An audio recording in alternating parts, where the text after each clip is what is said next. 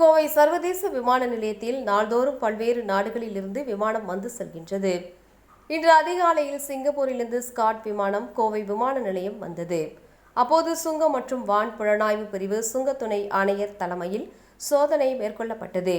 அப்போது சிங்கப்பூரிலிருந்து விமானம் மூலம் வந்த 2 பயணிகளை தடுத்து நிறுத்தி சோதனை செய்ததில் சுமார் 7 கோடி மதிப்புள்ள ஹைட்ரோபோனிக்ஸ் கஞ்சாவை கடத்தி வந்தது தெரியவந்தது.